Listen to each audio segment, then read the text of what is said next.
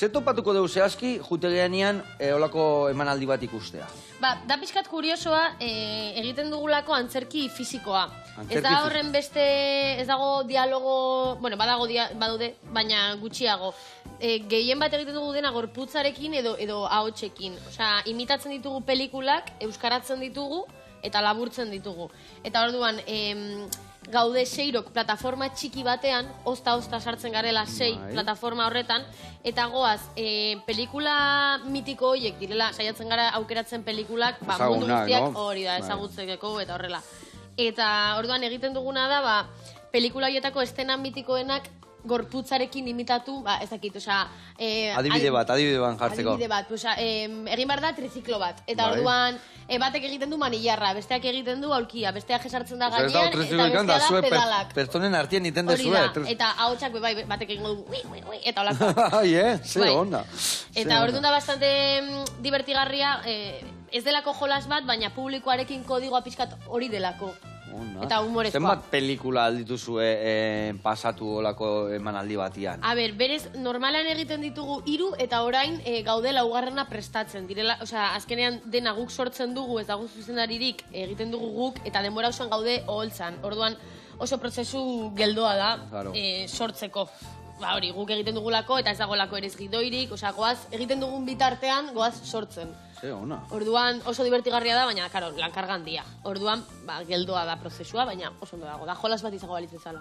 Bueno, eta hor bertan esan dezuela, jute zatela moldatzen, da improvisazio asko dago, edo ensaiatuta da hori, bai? Dago ensaiatuta, bai egia da, osea, entxeguetan, bai uzten diogula pixkat gure buruari improvisatzen eta horrela, gero hortik ateratzen direlako gauzak, batean gauza bat iruditzen zizu superdibertigarria, pues probatu. Eta gero igual sartzen dugu edo ez. Bai, gorputza eskatze izu, itezu eta igual baliagarri balin bada aurrea. Hori da, kontua da probatzea. Eta hori, horrela ere pixkat antzezlana bizirik dago, osea, goaz egiten, baina venga, goazen gauzak aldatzera, hau igual hobeto, hau ez dakitzer. Zeintzu zaudete? Ze beste boskidekin zaude hor bertan?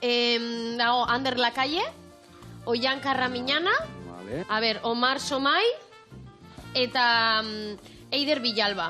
Eta listo, ez? Eta Gaizka Sarasua, hori da. Eta kontatu bihar diguzu, zure ibilbidea. Azkenengo historietan ibiligea, baino aspaldit hasitakoa zea, utenek guazenen hasi zian, olen hori beste urratzen bat nintzen duen. Bueno, guazenen hasi nintzen berez, sartu nintzelako bagoazen, zela talentu lehiaketa bat, eta orduan, zen, bueno, berez abesten genuen bertan. Eta orduan, irabazlea sartzen zen guazenera. Hori izan zen, nire guazeneko kastina pixkat enrebesa. Kastilla baino lehiaketa, emate honek, eta ona. Eta orduan hori hasi nintzen. Eta posetak itzelan, amaitunen irabazten, eta orduan sartu nintzen guazenera protagonistetako bat. Nola izan zan hori, ze abestu zen duen irabazteko egun hartan? Bai, gogoratzen dut, claro. Finalean abestu nituen bi abesti, lehenengoa izan zen, bastante mitikoa da, Someone Like You, Adelena. Eta bigarrena kantatu nion Amari, delako kanta bat Amari asko gustatzen zaiona, ditzen da Emerge Euskalan Posible, Tina Arenarena. Nik frantsesez ez dakit, baina hori kantatu nuen. Baina ondo atazitaizun, oso ondo atazitaizun, ez da? Ze ona. Eta hori nola, lehiaketa olakoak izaten diagoazenen sartu ala izateko? Berez hori da... Urtero pasatzen da edo puntuala izan zen hori? Ez, osea, hori izan zen lehenengo aldiz egin zena, bagoaz, eta gero urrengo 2 urtetan ere egin zen, baina berez zen bakarra gero guazenen sartzeko, besteak casting bidez sartzen ziren. Hori da, tardun egin ziren 2 edizio gehiago. Oso ondo. Eta, bueno, hori irabazi zen duen, guazenea sartu zina, zenba denboraldi? Pare bat indituzu, bai, hori da, ni egon nintzen 2 denboraldi guazenen. Nola zan zure... Pertsonaia? Pertsonaian izena? Naia. Naia Badiola. Naia Badiola. Eta Naiak zer... Nolakoa zan Naia?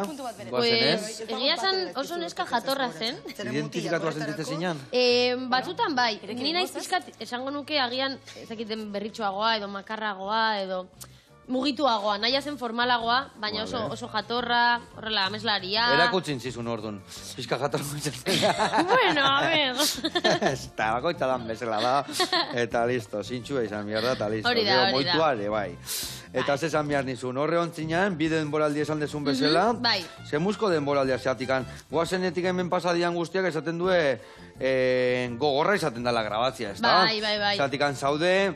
Gaina zaude garai batian, ikasketakin zaudela, ez dezula bukatu, lanen astentzea, ez da, dana mobiltzen da, gaina oso gazte zaude, lagunekin nadezu aterare bai, ezta? Bai, biltzen da pizkat dena, oza, nik nituen 17 urte, oza, nik nerabea nintzen. Eta, karo, batean hasi nintzen hor lanean, ezagutzen ez nuen lanbide batean, ezagutzen ez nuen leku batean, ezagutzen ez nuen jendearekin bizitzen. Eta, orduan hori... Bizitzea, zeatik, hemen grabatzen da, eta zu Bizkaitarra Ni Portugaletekoa naiz, hori da, orduan hemen bizi behar nintzen, eta hori, bueno, behintzat, aktoreekin bizi nintzen, eta bai egia da, egunke egin genituela kriston harremanak, oso pozik nire lantaldearekin, orduan, bueno, gogorra, baina ondo. Ordu asko ziren, baina nik ikasi nuen pila bat, eta egia esan oso oroitzapen ona daukat. Eta gaina balio izan dizu hori, ja, bizita guztiako eta aktore munduan murgiltzeko. Ez da pentsatzen horrek bultzada bat emango zizula, ez da? Bai, nik askotan esaten dut igual, dirudiena, baino bultzada txikiagoa dela, guai dago alde batetik, ba horrela, ja, bazaudelako lan munduan, baina gero ja zuk egin behar duzu zure bidea.